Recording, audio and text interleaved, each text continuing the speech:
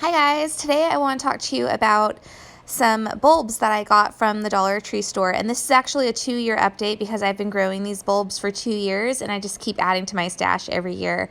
One of my favorite ones is this Tigridia Pavonia, which is a Mexican native flower, and it's gorgeous. Believe it or not, it is in the iris family, and you might know it as a tiger iris or a shell flower or a tiger flower.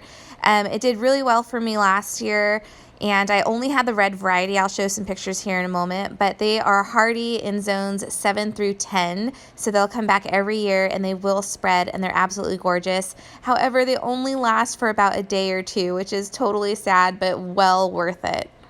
Here's a couple of the blooms that I had last year. Also, check out the foliage. It's so unique. It looks crimped.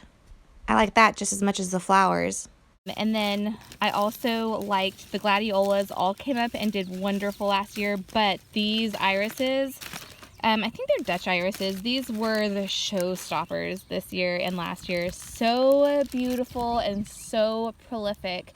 These spread like crazy and they're just gorgeous. They're huge. They're nothing like I thought they were going to be. I thought they were going to be really tiny, but they're actually really big plants.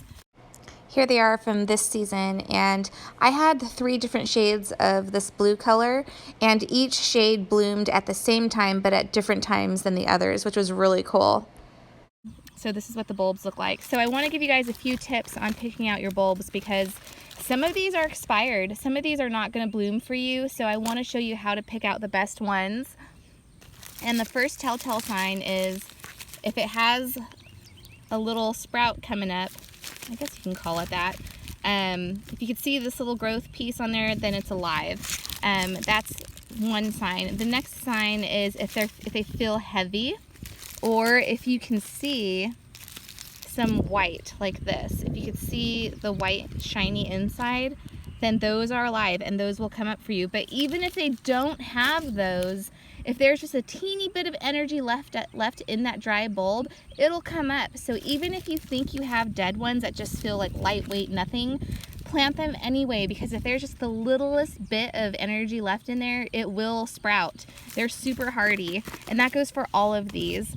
I don't have any gladiolas. I didn't buy any gladiolas because I already have a ton of gladiolas, but I highly recommend those too. And then I also found this Asiatic Lily, and if you look at this one, you could tell it's still alive because the scales are nice and white. It's nice and heavy feeling. That is definitely alive. If this were brown and shriveled up and dry and lightweight, I wouldn't have bought it because that would tell me that it's not alive.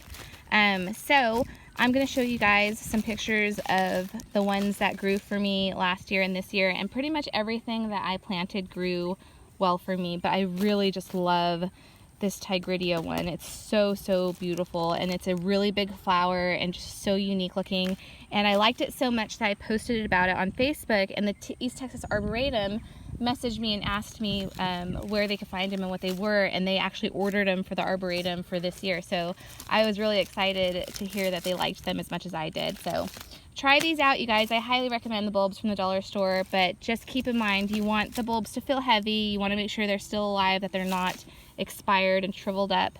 But even if you do, sometimes you'll have a package where 2 of them are good and 1 of them is sketchy looking or might not be good. Plant it anyway, because like I said, if there's just a teeny bit of energy left in there, they're going to come up for you.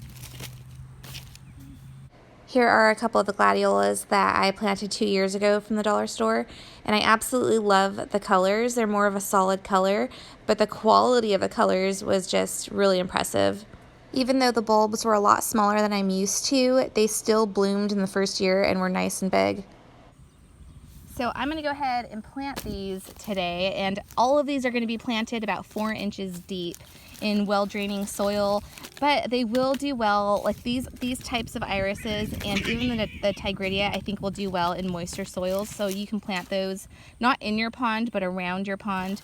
I think that's where I'm going to end up planting the blue irises and the lilies, and then the Tigridias I'm going to plant possibly, I'm not sure yet. I'll decide by the end of this video. Okay, so I'm starting off with the Tigridia, and I'm planting these 4 inches deep. You can go as deep as 5 inches. And they're about 3 to 4 inches apart because I want these to be a little more densely planted. They do take a little while to take off and spread, so I have no problems digging these up later if I need to divide them.